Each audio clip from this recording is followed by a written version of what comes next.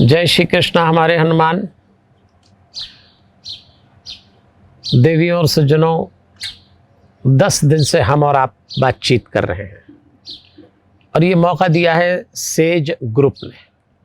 और बहुत सोच समझ के सेज ग्रुप का उद्देश्य केवल ये नहीं है कि वो व्यवसाय कर ले, जो भी इस समूह से जुड़े उसका समूचा विकास हो। समूचे का मतलब ये है कि जब आप सफल हो तो आप शांत भी रहे। सफल आदमी जरूरी नहीं कि शांत हो जाए, अशांत भी रहता है। इसलिए इसको आयोजित किया है।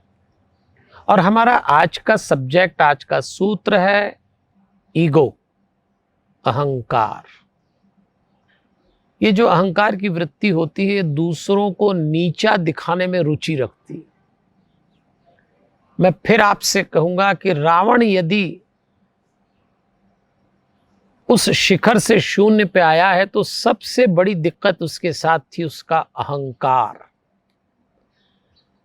ये बड़ा सूक्ष्म होता है। अच्छी बातों का भी अहंकार हो जाता है। हम तो इतना उपवास करते हैं, हम तो इतने अच्छे से रहते हैं, हमारा तो कैरेक्टर इतना अच्छा है, हम तो कभी गलती नहीं करते। इसका भी अहंकार है और बड़ी बारीकी से आता है। लेकिन क्यों अहंकार पालते हैं बताइए? क्या मिलेगा? वो सारे बाग उजड़ गए जिनके लाखों माली थे, और सिकंदर जब दुनिया से गया दोनों हाथ खाली थे। सिकंदर के पास कुछ नहीं रहा। तो आप क्या सोच रहे हैं?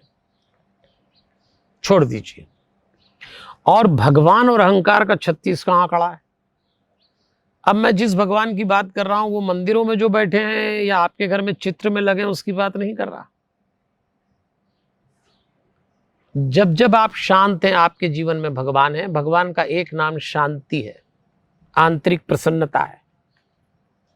क्योंकि तिलक लगाने से, चोटी रखने से, मंदिर जाने से, पूजा करने से, नमाज पढ़ने से, तीर्थ यात्राएं करने से, प्रेयर करने से कोई शांत नहीं होता।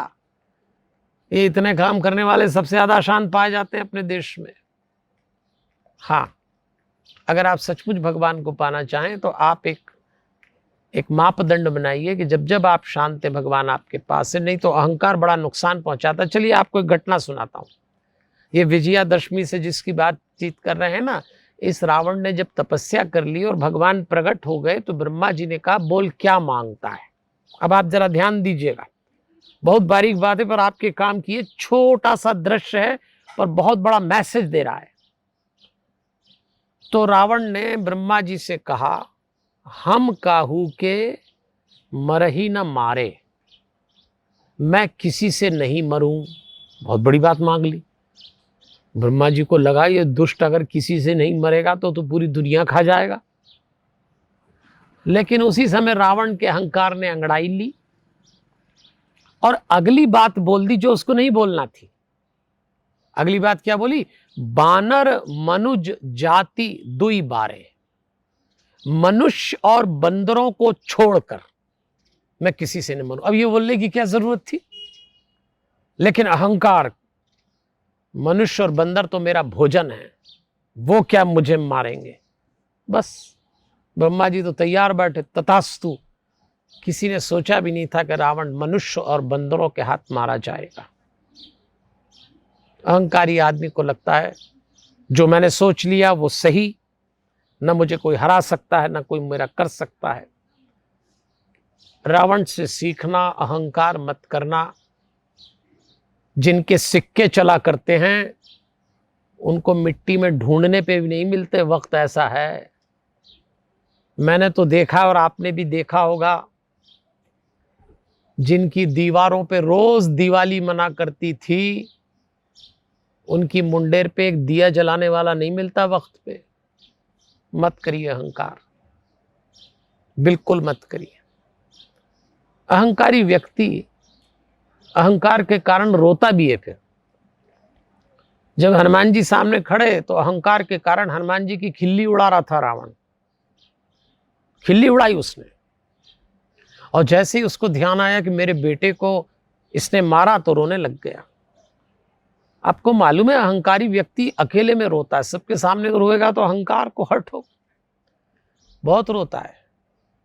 इसलिए आपसे निवेदन करूंगा, अहंकार गिराना तो दोनों बाहों के बीच में जो आज्ञा चक्र है इस पे सूक्ष्म रूप धरी सिंह दिखावा, विकट रूप धरी लंक जरावा, हनुमान चालीसा की 9वीं चौपाई। नहीं तो ओम का उच्चारण करें, अपने अहंकार को धीरे धीरे नीचे लाएं।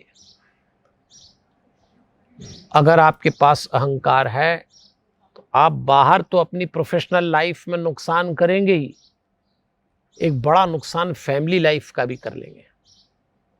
और मेरा अभियान है परिवार बचाओ अभियान। जब सेज समूह ने मुझसे कहा कि हमें ये श्रृंखला करना चाहिए तो मेरा मन में एक बड़ा उद्देश्य ये था कि मैं वो सारी बातें आप तक पहुंचा दूं जिससे आपकी प्रोफेशनल लाइफ तो साउंड हो, सक्सेसफुल हो, लेकिन आपकी फैमिली लाइफ शांतिपूर्ण हो।